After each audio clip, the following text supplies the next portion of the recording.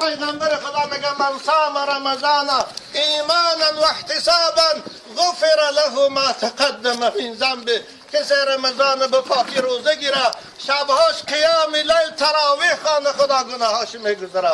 مادرای قیامتی والله سفر سخت در پیش داره، خیلی مسئولیتی وزنین در پیش داره. والله همون خدایی که بار اول زنده من کرد باز میمیرانه، دویم باره برای پرسیدن و جواب گرفتن زنده میکنه.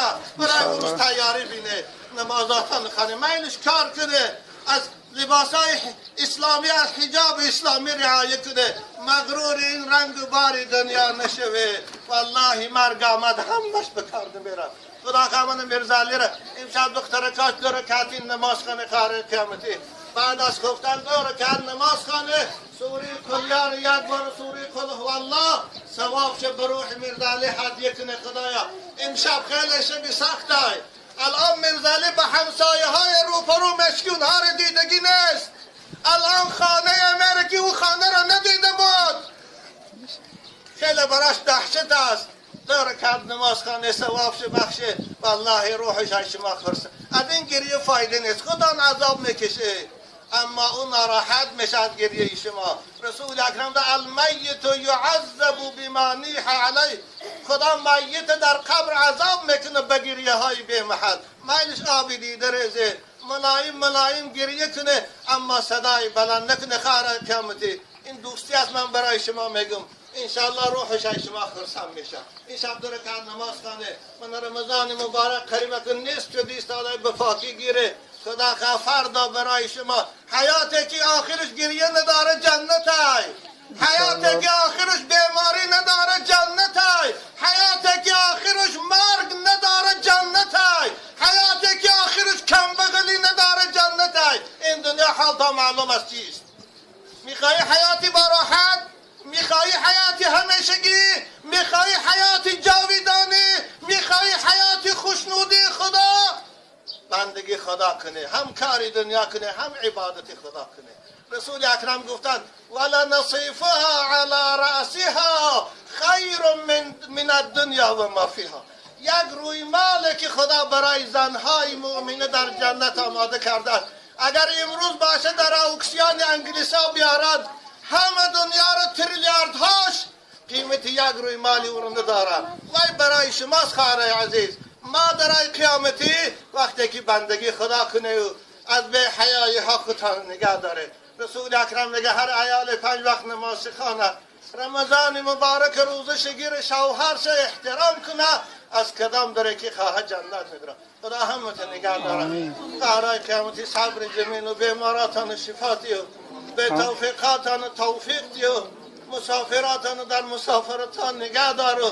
ماه مبارک رمضان سبب خلاصی همین ما و شما از آتش دوزخ کردن.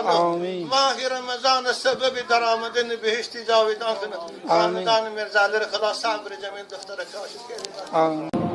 اللهم اهدنا فيمن هديت وعافنا فيمن عافيت وتولنا فيمن توليت وبارك لنا فيما أعطيت وقنا واصرف عنا برحمتك شر ما قضيت فإنك تقضي ولا يقضى عليك إنه لا يذل من واليت ولا يعز من عاديت تبارك ربنا وتعاليت. اللهم صل على محمد وعلى آل محمد كما صليت على إبراهيم وعلى آل إبراهيم إنك حميد مجيد. اللهم بارك على محمد وعلى آل محمد كما باركت على إبراهيم وعلى آل إبراهيم إنك حميد مجيد. اللهم اقسم لنا من خشيتك ما تحول به بيننا وبين معاصيك ومن طاعتك ما تبلغنا به جنتك ومن اليقين ما تهون به علينا مصائب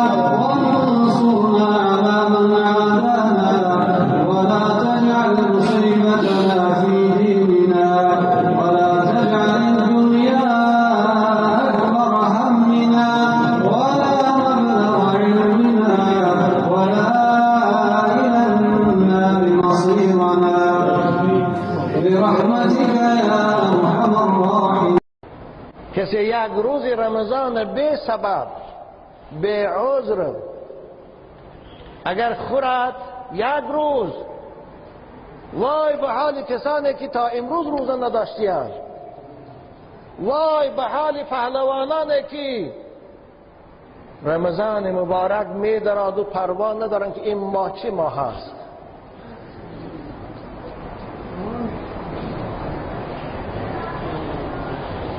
غفلت اونها را فرا گرفته است.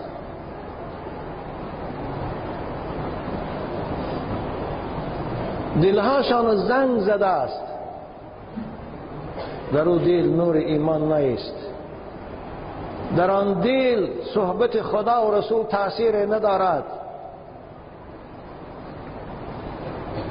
در آن دل امیدی به مغفرت و به پیشگاه خدا رسیدن نیست. به سبب روزشان میخورند، پروا ندارند.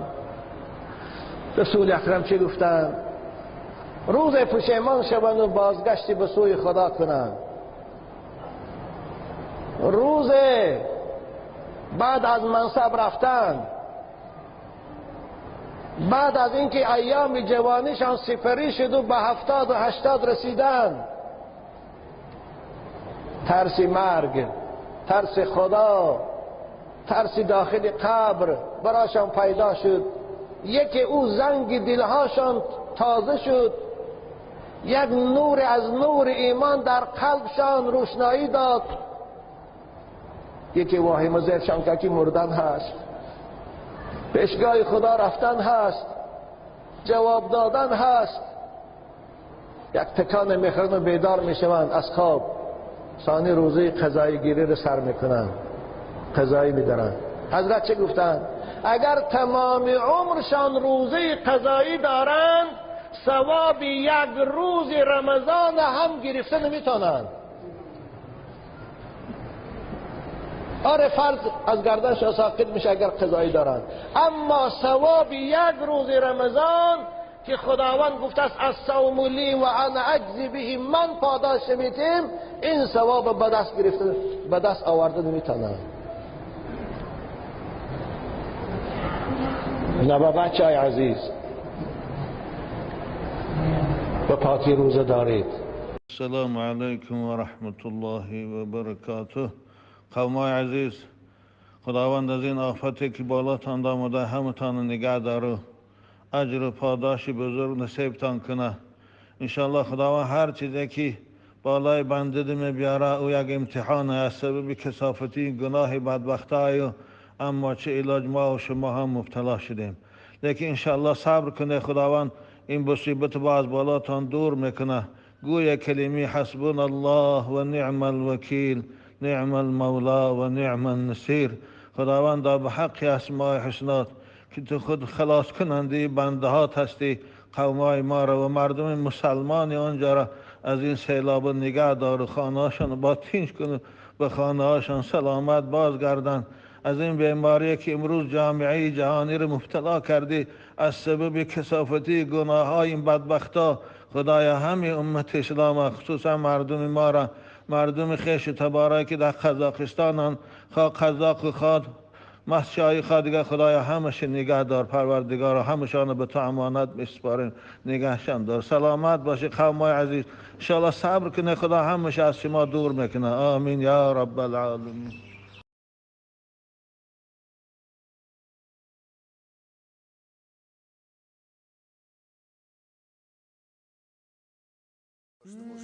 این خیال نکنه که این بیماری حتما منو میکشه. نه، خدا نوشته باشد میکشه. خدا نوشتگی نباشد در دهان کرونا ویروس هم کروی، در کامش هم کروی، خلاصه نمیمیری. انا کسی که با همین اعتقاد در خانهش نشیند و صبر کند و طلب و امید ثواب کند، خدا هم براش اجر یک شهید میده. حتی زنده هم موند ثواب شهادت میبره. اون مردگیش که شهید میشه، مسلمان مردگی، مسلمانه که نمیره و زنده موند ثواب شهادت. بنابر خاطر حضرت عایشه مادرمان، حتی حالی من کرانتینه که اروپایی ها امروز رعایت دارن، یگانه راه برای پیشگیری این بیماری نیاگون کرانتین است. این خانه نشینی کشورها رو بستن، نه کسی از کشور خارج میشه و نه کسی از خارج کشور رو میداره. تمام دولت ها امروز بسته. 95% سمالیات در ایرپورت ها خوبه. این خسارت مالی اقتصادی که اون قدر زیاده، این مردمی رو زیادتره، لیکن داد جای دادشان گفتن ندارن، برای که نه تانک هاشون بکار میره، نه کشتی هاشون بکار میره، نه سمالیات و نه راکت و نه بمب هاشون، همه زمینگیر شده هستن. برابر یک دشمنه که اون دشمن با چشم نمیبینن. البته این عالم همش لشکر خدا ہے و ما یعلم جنود ربک الا هو. این لشکری های خدا رو خدا خودش میدونه. ولی یه مخلوق ضعیفترین و کوچکترین خدا عذاب کرده است. اگر رفت یک سیاره رو فرستانه جانب زمین، یه جرم آسمانی رو فرستانه روی زمین، چی بشه حالی ساکنای زمین؟ بنابراین همش از لشکر خدا ہے. از این خاطر باید بنده مومن در این حالت ها حضرت گفتن چیکار کنه؟ گفتن وقتی که اذا سمعتم به بارض فلا تقدموا علیه و اذا وقع بارض و انتم بها فلا تخرجوا فرارا منه. این کرانتین اروپایی هایی که خوش متمدن میگن پیشرفته میگیرن در عصر 19 با یاد گرفتن. حضرت گفتن که وقتی همه خیلی بیماری های سرایت کننده در شهر شما پیدا شد، وقتی که در شهر شما پیدا شد گفتن از شهرتان بیرون نشوید. اما وقتی که از بیرون باشید و بفهمید که در فلان شهر همه خیلی بیماری پیدا شده است، در اون شهر وارد نشوید. من همین نظام کرانتین 1400 زیاده 1400 سال پیش پیغمبر خدا به ما گفتن، اروپایی ها 100 سال پیش یادش گرفتن یا 150 سال پیش بفهمیدن. این افتخار اسلام است. من امروز یگانه گویا که تدبیر، یگانه معالجه برای پیشگیری همین برای که کرونا ویروس حال همین شده. همه رو خانشین کردن، همون خانه نشستن، مثلا نه کسی خانه نمیاد نه تو بیرون رفته میده. حتی جمع آمدهای 2-3 نفر زیاد من کلیس شدن که در یک جا 2 نفر زیاد در انگلی حتی جمع شدنش ممکن نیست. چیزای من این جمع آمد ما اصلا ممکن نیست. وقتی که رژیم کرانتین در شهر اگر جاری شود اصلا ممکن نیست خیلی محفل نشستن. خلاصی کلام این هم افتخار اسلام است که این حالت پیغمبر خدا به ما تعلیم دادن که شما کرانتین رعایت کنید. اگر رفت تو کشور دم کرانتین جاری شود ما مسلمان ها باید او رو رعایت کنیم. این خلاف دین و خلاف دستورات اسلام نه. اگر رفت تو مسجد رفتنم سبب همین بیماری رو انتشارش میشده باشد، سبب مرزیات شدن مرگ و میره ها میشده باشد، بله اشکالی نداره ترک نماز جماعت، ترک نماز جمعه. برای که حدیث های صحیح دمون میدونیم وقتی که باران سخت میشد در مدینه منوره خنک میشد، حضرت مؤذن امر میکردن میگفتن بگوی صلوا فی رحالکم، با آواز بلند اعلام کن مردم رو که نمازها رو در خانه خوانند. که باران آدم نمیکشت، باران فقط خمقی از زحمت تر. السلام علیکم و رحمت الله و برکاته. قومای عزیز، خداوند از این آفتی که بالاتان آمده همتان نگه داره، اجر و پاداشی بزرگ نصیبتان کنه. انشالله خداوند هر چیزی که بالای بنده میبیاره او یک امتحان از سبب کثافتی گناه بدبختای، اما چه علاج ما و شما هم مبتلا شدیم. لیکن انشالله صبر کنه، خداوند این مصیبت باز بالاتان دور میکنه. گویا کلمه حسبنا الله و نعم الوکیل، نعم المولا و نعم النصیر. خداوند به حق اسماء حسنات که تو خود خلاص کننده بنده هات هستی، قومای ما را و مردم مسلمان آنجا را از این سیلاب نگه دار، خانه هاشان با تینش کن، به خانه هاشان سلامت بازگردن. از این بیماری که امروز جامعه جهانی را مبتلا کردی از سبب کثافتی گناه های این بدبختا، خدایا همه امت اسلام خصوصا مردم ما را، مردم خیش تبارک که در قزاقستان خواه قزاق خواد مسجای خادگاه، خدایا همش نگه دار پروردگار، همشان به تو امانت بسپاریم، نگهشان دار. سلامت باشه قومای عزیز، انشاءالله صبر کنه، خدا همش از شما دور میکنه. آمین یا رب العالمین.